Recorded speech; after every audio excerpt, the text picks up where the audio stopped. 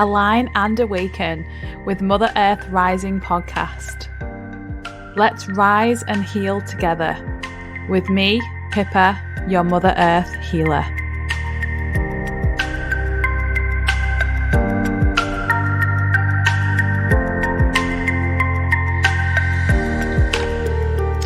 Hey everyone, welcome back to the show. So I'm really excited to chat to a beautiful soul over in America. I connected to this beautiful lady a couple of months ago, and I actually had a reading from her, an astrology reading from her, and I've just wanted to get to know her a lot more. So I'm chatting to Yelena, and she is an intuitive astrologer, but she combines life coaching and she combines yoga as well. So I'm really intrigued to get to know her more and see, what her light is going to shine in this lifetime. So welcome to the show, Yelena.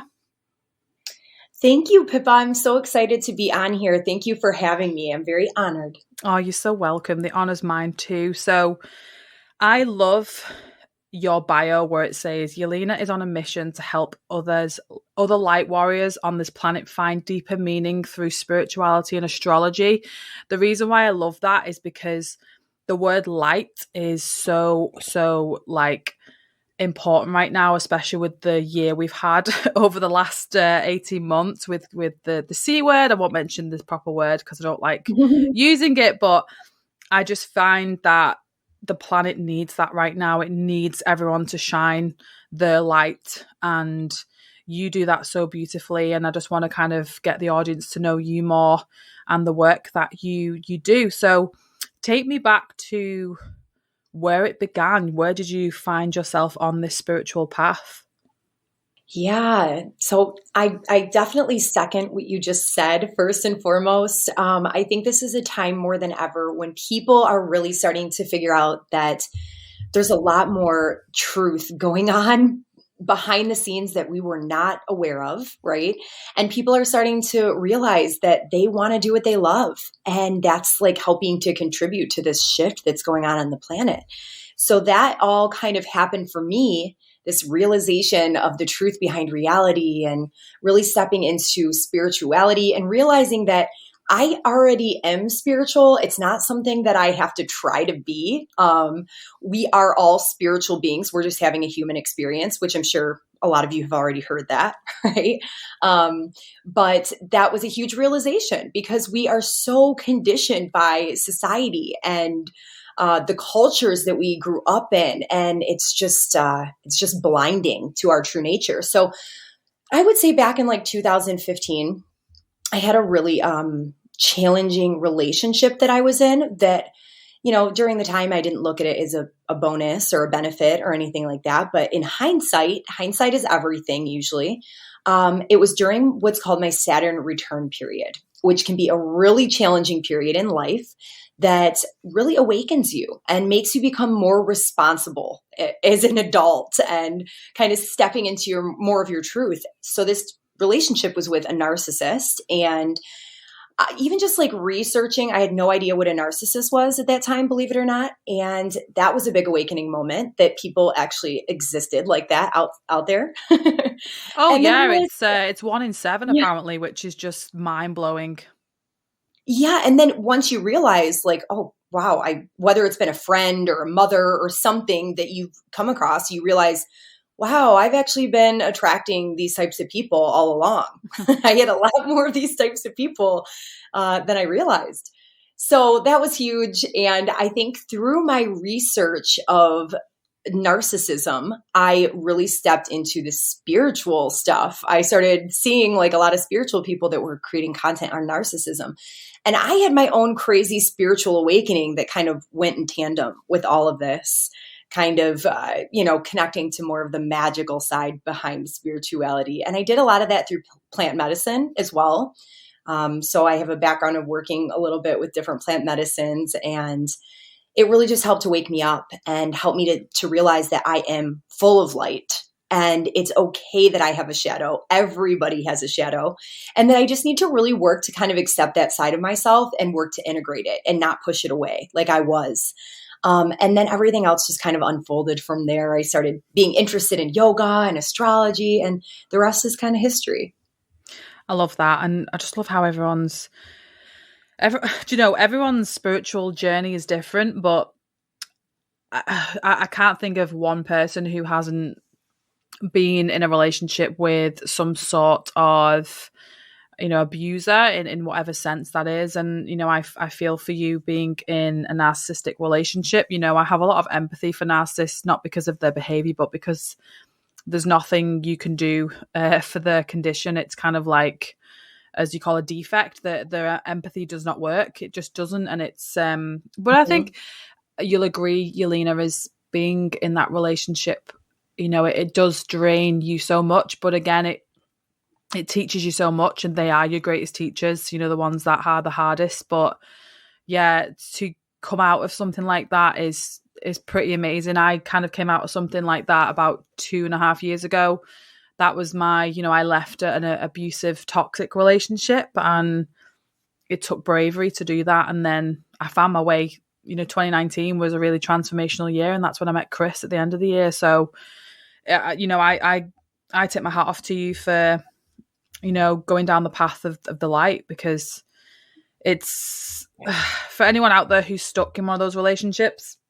I send you love. I send you love and bravery and courage, because it's down to you to realize what your worth is and where life's going to lead you next, and look for the light in every corner of your life if you can, because it really does impact you in so many ways. Yeah. And, I am totally with you on having compassion for people who have cluster B personality disorders, because ever since 2015, it's been a particular topic of interest for me, studying cluster B personality disorders. And I haven't done it for any specific reason, only that I'm fascinated by it, and really wanted to understand these individuals and why they are the way that they are. And I know that a lot of it stems from, other than psychopathy, that's something that people tend to sometimes be born with. But all of these people really came from very traumatic upbringings where they didn't really have love from their families and stuff too. So it really did make me feel a certain way about it, having more compassion and empathy. But really, ultimately, I think that we attract these things into our lives to be a mirror and to really show us maybe the lack of care that we have for ourselves, maybe the lack of boundaries that we have. And it really helps us to grow and evolve too. But it can be hard to see it that way when you're in it. And I get that. So, yes. Oh yeah, like I'm fascinated with it too. Like I want to go and study psychotherapy. That's like my next steps to. I love learning about trauma and how it affects later life, inner child stuff. I love ego work, as you know. It's just all that work fascinates me, because I feel like for the people who, say for example, are empaths and they want to, shine the light, but they don't know how, because the ego is just like, oh, so overpowering. It just gives me so much comfort being able to, guide them to the light, seek the light in them. I've always been one of those people who can see the good in everybody. Yeah, definitely. I agree with you 100%. And I think it's the work that you do is really, really important. I don't hear enough people out there doing the ego work like that. And a lot of people, they don't even really know what the ego is. So I think it's important because they think it's, oh, well, I'm not egotistical. I don't care so much about materialistic things. I'm like, that is not what it is at all. Actually, there's so many different types of challenging ego behaviors that we wouldn't even realize that that's what it was. Yeah. And so many people think that we need to get rid of the ego, and that's not actually the case. It's just being able to understand the ego and what it's there for and how it's evolved. And I could talk about it for hours. And that's one thing that I know, I love Wayne Dyer, and he says, choose a topic you can talk about for hours. And that's, for me, it's the ego, because I just find it fascinating. It's something that protects us, but we've evolved into a society where the ego is there to, again, I am what I have, I am what I do, I am what I earn, I am what other people think of me. So it's knowing the differences and seeing and catching the triggers and things like that. So it is important work, and that's why I love what I do, and I'm excited to learn more. I think that's one thing that, you know, you research things when you came out of this relationship, and I was the same. I was like, why, you know, why did my ex have so much anger? Why did he take, why, you know, obviously I was just a mirror for him. You know, I was doing a lot of inner work and he wasn't, and yeah, it was all meant to be. But it really fascinates me, and that's kind of like a message while we're on the topic. Is anyone listening, if there's something that you are fascinated with, that you know you could talk about a topic for hours and hours, is just follow it, go and research it, go and take a course in it, whatever you can to learn more about it, because the world needs that. Yeah, I totally agree. If anybody's on their spiritual path, but they're trying to find their purpose or trying to find whatever work they're going to do, I would honestly say just continue working on yourself and follow your bliss, follow what lights you up, just like Pippa just said. Just find that thing. Like I found astrology, right? It was something that literally I tried to not take seriously because I thought, you know what, there is no way that this is what I'm going to end up doing is my profession. Like I just can't see that happening. But more and more, I became so obsessed with it that I ate, drink, slept astrology, and it just wouldn't go away. So I would definitely suggest just kind of following your bliss, and it will all unfold for you. I promise. I know, and it's so exciting when it does unfold, and you're like, oh, it's just wonderful. So talking about astrology, because I know if someone came to me and was like, Pip, what's going on in the stars and what's going on in the planets, I'd be like, let me put you in touch with astrologers. Even though I love astrology, I do want to touch on something towards the end, but it's about the deep Hubble field that like literally fascinates me. But I do want to talk about, you know, astrology, because it is something that I've always been fascinated in, you know, especially, you know, star signs, and then you have, you know, your moon signs and your rising signs. So say, for example, we have a listener who is like totally new to astrology, and they're like, okay, so I'm a Libra, and what else would you say for like basics? Because I know a lot of people who are new to astrology, like they probably don't understand it as much as, you know, like obviously you do, but I get little bits of it, but obviously even when I'm listening to you, I'm going to learn a lot more too. Yeah, well, I mean, the sun, moon, and the rising sign are a really good 3 points to start with in the chart. And I think that there's a lot of confusion amongst people who are not familiar with astrology of what those three are and what the differences are between the three. So if you want, I can kind of explain a little bit with that. Oh, please. Yeah, please do. Okay, great. So we'll start with the sun sign, which is known as the star signs, right? And that is basically where the sun was in your astrology chart at the time of your birth, what sign the sun was when you were born. And, you know, this is what's most prominent in like magazine articles, and we're used to reading like horoscope columns, and it's based off of our sun sign, which honestly is not going to be that accurate as the rising sign would, because the rising sign is what determines where everything falls in terms of houses and signs and everything in the natal chart. So really, when you're reading your horoscope, you want to read from your rising sign, which is also known as the ascendant sign. And, you know, you can read secondarily for your sun sign, but the rising sign is definitely going to be what you want to base reading a horoscope off of. But the sun sign, we'll go back to that. It's basically, like I said, where the sun was at the time of birth. Now, this can indicate a lot of different things. It can indicate a lot about your life's mission and your life purpose and the overall direction that your life is going to be heading in. And, but it can, if we want to look at it in like a psychology or personality sense, it's going to describe who you are at the core of your personality. When everything else is all said and done, it's really who you are at the depths of your soul, okay? And it is also has a lot to do with the ego too. I've had one of my astrology teachers, his name is Achyuta Bhava. He's a very well-known and well-respected astrologer. And he always says that if you're not on your spiritual path, the sun is going to be more indicative of the ego self. Right? And once you do dive into spirituality and you take up a spiritual practice and you really start working on yourself, the sun will reveal to you more of who you are truly at the nature of your soul. So that's really interesting. It is. Yeah, for sure. But also, then we'll go on to the rising sign really quickly.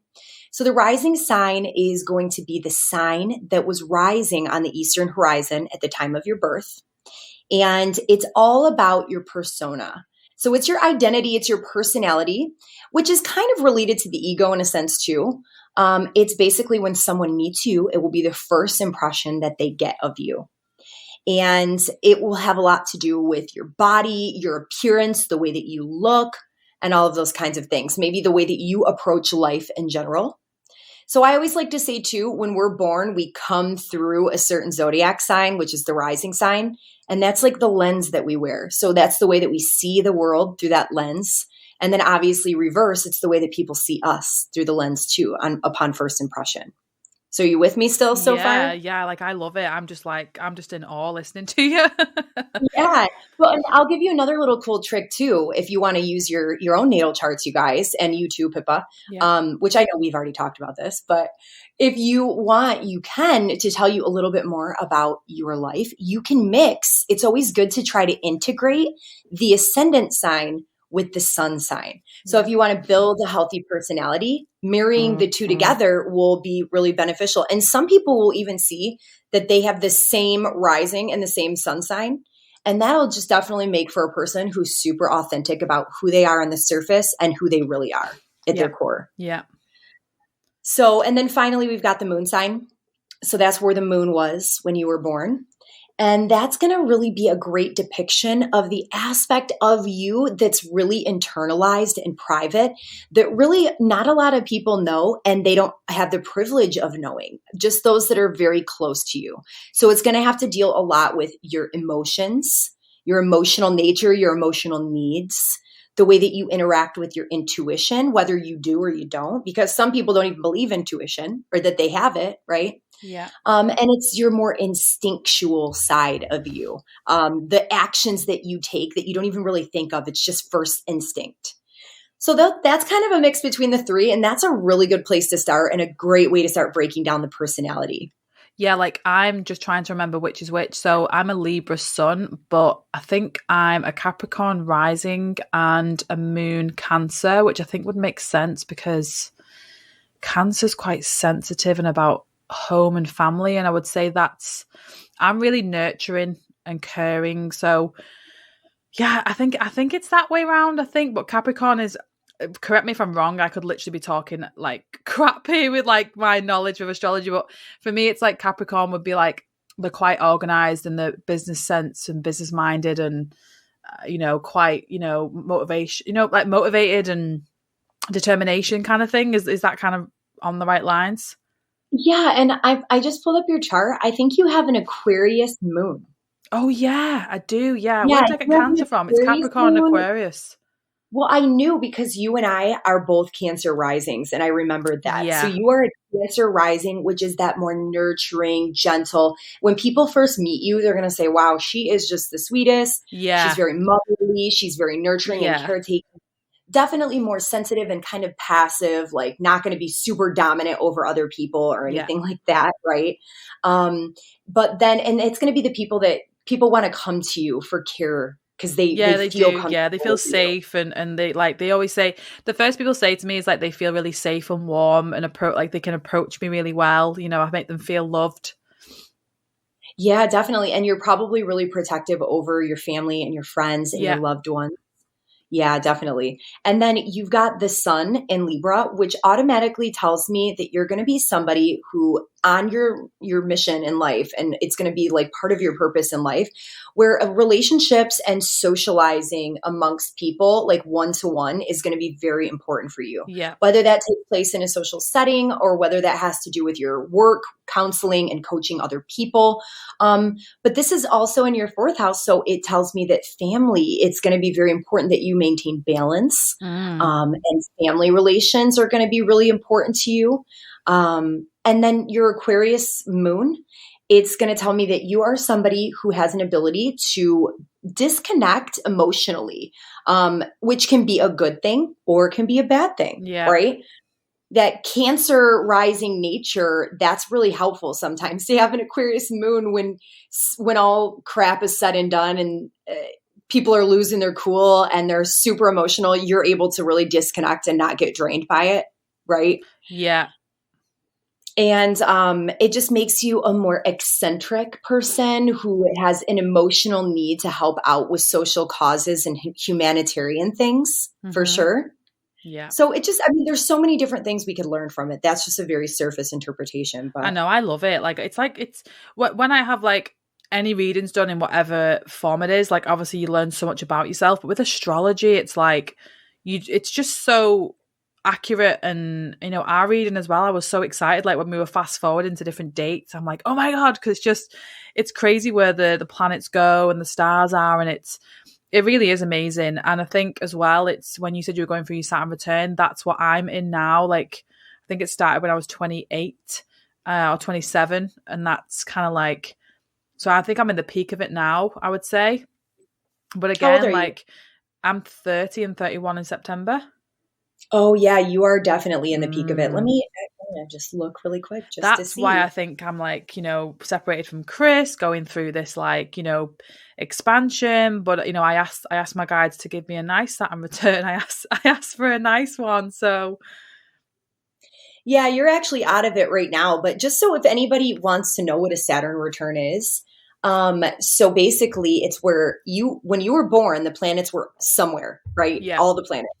So it's when Saturn returns to the transiting Saturn, which is where Saturn is currently moving in the sky, because all the planets are always moving. Yeah. And that's when that Saturn returns to the same place that the Saturn was when you were born. Now, this usually happens between the ages of 28 and 30. And then it happens again around like 58 to 60. But it's a really challenging period. It can be a period of limitations, restrictions. It can be a period of really being challenged with life circumstances that make you have to grow up and become more responsible and more mature. Yeah. Right.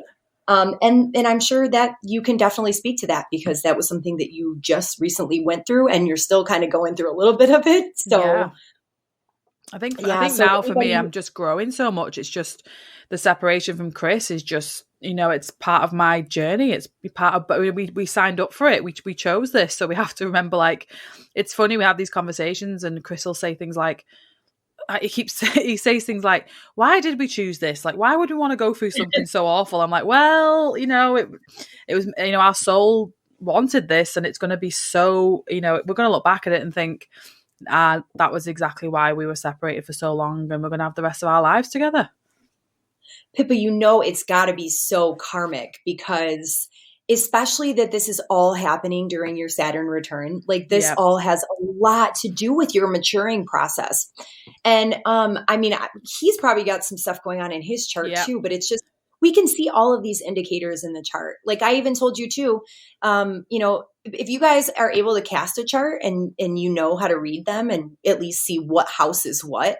And if you see you have a lot of planets going on in your 12th house, which Pippa, you and I both did because we just had that big eclipse and everything.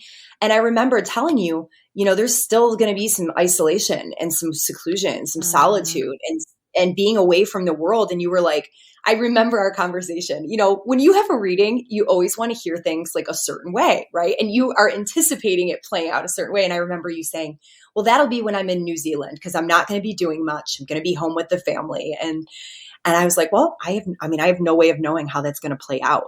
Yeah. But unfortunately, it didn't happen that way, right? That's funky. But I mean, we can always see these things in the chart. That's what makes readings sometimes a little bit challenging because I have to deliver information that I don't want. And again, like obviously anyone listening, like go and speak to Yelena and get a astrology reading done because it's so fascinating. Because I like how we can fast forward into the future. And I know you said like July was where like travel's picking up for me, and that was kind of like really reassuring. But at the same time, for me, when you have readings, no matter what reading it is, it's taking it back to yourself and trusting yourself and trusting the path and trusting that the planets, the stars, the energy, the universe, everything is aligning for you and everything is planning out. It's exactly, it's like, it's really hard to explain to words, but how I see it, and I've heard other spiritual teachers explain it like this. Imagine you driving in a car in the dark and you have your headlights on and all you can see is the next 200 yards in front of you. That's how you should live life, is just keep going, and everything will just show up when it needs to. Everything will leave when it needs to. And we don't need to worry about anything else in between. We just have to keep following the callings and connecting and aligning, and just do what exactly, follow your bliss, because nothing will pass you by, and there are no accidents in the world. Yeah, and I think another benefit to having an astrology reading too is to help develop that sense of surrender and trust in all of the circumstances, right? Because that's hard, man. And there's a lot of craziness that's being thrown at us from all different angles.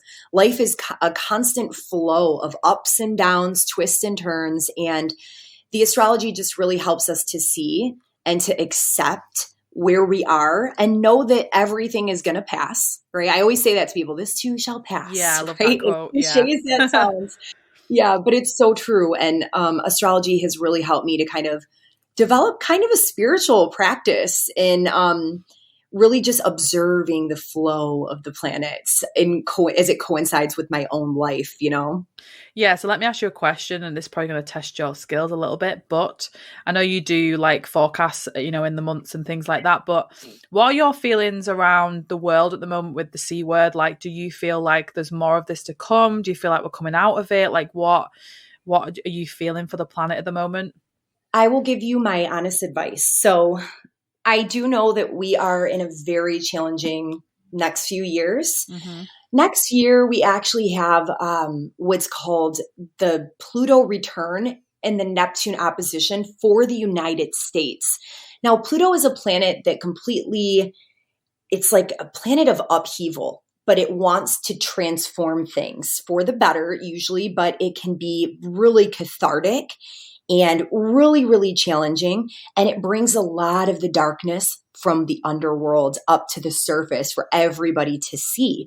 And Neptune is all about disillusionment and delusion, and just brings this like fog where we're not able to see things clearly. And a lot of that is like coming unglued. And a lot of these things that have been hidden are finally rising up to the surface. But what's going to happen is that people are being disillusioned from what they once believed. So there's going to be a lot of cognitive dissonance that's taking place amongst humanity, which we're already kind of starting to see with the trust in the governmental structures that we all have in our countries. And I mean, it's crazy. Well, we've got a lot of different planetary alignments other than that. Like we've got Uranus and Taurus, which is completely shaking up the financial systems. And it's been predicted by many astrologers that we are going to have a complete financial restructuring and collapse. And the monetary system is going to become digitized. So Uranus rules over things that are digital, technology. Yeah. Taurus rules over money and finances. So, I mean, that's one thing. With the sea situation, well, I know you and I talked about Jupiter, which is the planet of luck and expansion and opportunity, and it just brings really great situations usually. So Jupiter just moved in briefly to the sign of Pisces, which it really loves to be in. And that's in the United States when all the restrictions were lifted. Yeah. So everything kind of went back to normal. Everybody's socializing. We don't have to wear masks at work any longer. And like everybody's just out and about. We go back to normal restrictions, normal business seating and everything. Like the restaurant I work at on the weekends is going back to 100% capacity. But Jupiter is not going, it's just a very minimal stay in Pisces, and it's going to be moving back into Aquarius, which is where it was during this whole little sojourn of last year. So basically what it's doing is it's amplifying and putting more emphasis on the restrictions that Saturn is opposing on us, because it's going to be in Aquarius, which is where Saturn is sitting. So even though Jupiter likes to bring luck, Jupiter also magnifies and makes things bigger. So it's going to be supporting Saturn restrictions. So I think that once Jupiter moves back into Aquarius, which is going to be on July 29th, I do anticipate us going back eventually to having these restrictions imposed upon us. And they're already talking in the United States about another more powerful variant. So I do anticipate this happening again. But I hope that you at least get the window where you're able to go to New Zealand in the meantime. Oh, me too. Because I just said to Chris once I'm with you, like, hell, I don't, I don't really care because New Zealand is so, they've not had restrictions like that for so long. If they ever get a small case, they would lock down pretty quickly. But it's madness, and I know we chose to be here, through this pandemic, and each of us chose to be through this for some reason. And I don't know about you, Yelena, but last year people say, how did you deal with the lockdown last year in the UK? And I said, you know what, it was amazing for me. I did so much growth. I spent the 6 months with Chris. It was pretty amazing, and I know a lot of people would say that that was the most hardest time of their life, but I think for all of us who had different experiences, it's looking at actually the positives of what it allowed you to do. What did you gain from it? It's because it's part of the journey. It's part of what we signed up for. And we have to let go of the victim mentality, and we have to go, we chose this. What can we learn from it? How can I evolve from this? What was I grateful for? So it's interesting because obviously, the next year and 2 years and 3 years are going to be really interesting because of different structure changes and health changes. But like you said, if I get that window, when I do get that window to go to New Zealand, it's not that I'm not going to care, because that's not me, but I'll just feel a little bit more safe because I'm with Chris and I'm where I'm supposed to be. So that's what I'm really looking forward to. Yeah, and I agree. I think that with these difficult situations, I definitely don't want to downplay anybody that may have had financial issues or that lost their jobs or anything, because I know that that's never easy. But like I said before, hindsight is everything. And sometimes we don't see the benefits of how things shifted our lives until much later down the road. And a lot of times, you guys, we don't want to shift things because we don't even realize what would be better for us on the other side, or that it could be better a different way. Yeah. And I think with all of these shifts going on the planet, we really need to see things that way, that really the way that things are right now in all of our different countries or wherever you guys are listening from, they're not working. Let's be real. They're just not working. You know what I mean? And sometimes we have to be shaken up. And that's really what's happening. But I did want to add one thing too, because I don't want anybody to think, because I did leave that situation with Jupiter kind of hanging in a negative light. So that planet is going to be in the challenging spot from July 29th to December. And then it moves back into Pisces in the spot it loves to be in, where it can bring its most positive qualities for most of 2022. So this right now, this little window is giving a lot of us a glimpse of hope and faith to what we can expect for next year. Wow. It's pretty. And then when you look back at the planet's predictions for the pandemic, it probably all just fitted in nicely. It was all, not saying it fitted in nicely because it wasn't nice to go through it, but it probably was all kind of, if you look back at 2020 and the year before, it was all predicted through the planets, and you probably could see that yourself, couldn't you? Oh, yeah, it was definitely something that has been talked about for many years before we even got to this point. So basically what happened right before 2020 is we had what's called a conjunction, which is when two planets come really close together and their energies kind of blend. Now, sometimes this can be positive, but it just depends on what planets are involved. And it just so happened to be two planets, which are called malefics, which bring really challenging circumstances. And they're kind of known as evil planets in traditional astrology. And that was the conjunction of Saturn and Pluto. Yeah. And so that's really what caused a lot of this. So one cool thing about astrology is you can look back in books, which are called an ephemeris, and you can get the dates of when these specific alignments have happened in the past. And then you can do your own research to go back in history and see what kind of things happened when that transit happened before, or that planetary alignment. So there were so many astrologers that have brilliant research on this. And it just so happens to line up with a lot of things like the Black Plague and the Black Death, and even the HIV crisis in the 80s was a similar transit. So it's not anything that they weren't anticipating, but I mean, who would have really thought that we're going to all be locked down? Yeah. And you know what I mean? But Saturn is a planet that imposes restrictions and limitations. I'm sorry to say this, So but Saturn's a bitch. it really is, but like it is definitely like that stern grandfather or Yeah. father figure, you know, and it does suck. But I'll tell you one thing.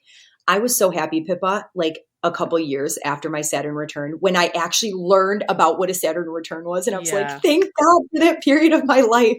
Yeah, like Thank God. it's like I say, it's a bitch, but I don't obviously mean that because I just mean like it is such a Well, you challenging can still time. mean it Yeah, because it yeah, is. it just was a challenging time, but again, like I do look back at part of when I was 28, 29, and I think how old was I turned 30 last year, so yeah, 29 was great because I was with Chris and I met Chris, but like 27, 28 were really challenging with my ex. They were really tough times, and I look, yeah, like you, I look back and think, oh, it was meant, and I grew from it, and I expanded, and I wouldn't be where I am today. I wouldn't have learned what I did, and I wouldn't be helping people with similar things, with toxic relationships and ego and triggers and stuff. So, I'm so thankful for Saturn, even though you are a little bit of a bitch. Oh, yeah, I agree. He's definitely a bitch. And I am not going to downplay that at all because I was so miserable during my Saturn return. But honestly, I'll tell you one thing. I don't think anything would have shaken me out of the life I was living unless it was Saturn. Yeah. Like I needed him to come in and kind of intervene at that point in my life. Yeah, so So it's like a blessing in disguise, isn't it? It comes in and shakes your life, and then you end up coming out in the better end. So yes. before we actually wrap up, Yelena, I really want to talk. I don't know if you have heard of the Deep Hubble field. You probably have, but have you watched the video about it? I don't know if I've heard of that. Oh wow! So basically, Chris knew about this, and Chris is very keen. He loves the stars and planets, and it fascinates me too. But we started to look into it, and then Chris knew about it for years. And then when we heard Wayne talk about it, we were like, "Oh my god!" Basically, if you YouTube it, I can put the link in the show notes for any listeners. It's mind blowing. So basically, it takes. Can you tell me the name of it? I'm going to write it down. Yeah, it's called the Deep Hubble Field. It's the space center in space. Like the Hubble Telescope? Yeah, the Hubble. Yeah, it's just called the Deep Hubble Field because that was the picture that was taken. So basically, if you can imagine the telescope, I think in the 90s, and it did it again in like 2015 or something like that. It basically looks in a section of the sky, maybe like the size of a postage stamp, maybe a little bit bigger, and basically it like sits there for 10 days looking at the same spot, and then it zooms in. And every dot you see is a star. And as you can imagine, there's a sun, there's a solar system, blah, blah, blah, blah. And when you watch the video on YouTube, it's like, oh my God, it is mind blowing. Like, I need to put the video on the show notes and you need to watch it, especially with it being, about stars and just how much there must be out there. Like, it fascinates me when I watch that. Whenever I'm having a crap day and I feel low, I watch the YouTube video and it really lifts me up in a little way. And I think, God, there's so much life out there that we don't even know about, and my problems just seem so small. Like, it really does give me a little bit pick me up. It's funny that you say that. I think probably a year ago today, I had a conversation with one of my coworkers at the restaurant, and they were saying something to me like, "You actually believe in aliens?" I'm like, "Really?" I'm like, "You don't?" They're like, "Absolutely not." I'm like, you can't really believe that we are the only thing that exists in this universe. Do you understand how many universes there even are? Oh God, they said it can't, your brain can't comprehend it. It's that vast. No. The universe is constantly expanding because we are constantly creating things with our mind. Yeah. So yeah, thank you for sharing that though. I'll have to take a look. Yes, and I'll put the video in the show notes. But talking about show notes, how may the audience find you, Yelena? Is it best on Instagram? I know you have a YouTube channel, so how can they find you? Yeah, thank you, Pippa. So I do create my own graphics. I love doing graphic design and making really pretty things to teach astrology and to keep you guys updated on the transits all throughout the week and what the energies are. So add me on Instagram. First and foremost, my name is Yelena Crawford, 1111. And like she said, the spelling will be in the show notes because I that's hard to spell. And then I do have a YouTube channel where I do weekly forecast for all 12 zodiac signs that you guys can follow along with. And you can find me at Yelena Crawford, Intuitive Astrologer. And yeah, so that's basically the two platforms I'm really focused on right now. But if you are interested in a personal reading, personal consultation with me, you can schedule with me at yelenacrawford.com. And there is a way to contact me on there if you are interested in asking any questions or need clarification. Amazing. Yeah, I'll put all of those links in the show notes, Yelena. But thank you so much for coming on, and you're so knowledgeable, and I hope the listeners really took a lot away from that, and definitely get booked in with Yelena, because it's just so amazing having a reading done, because it just helps you to see a lot of things that you didn't realize. So yeah, I definitely recommend it. Thank you so much, Pippa. Again, it's always a pleasure talking to you, first of all, but I really appreciate you having me on. Oh, you're so welcome. So guys, I hope you enjoyed this episode. If you did, please leave a review. It would really, really mean the world to me. Tag us on Instagram, find Yelena on the show notes, tag us, let us know what you thought of the episode. And yeah, definitely go and get a reading booked in with Yelena, because she's amazing. But I hope you all stay safe and keep shining your light and follow your bliss. And yeah, just follow those callings, guys, because they are there for a huge reason. And yeah, I'm sending you all so much love. So thanks again, guys. Bye.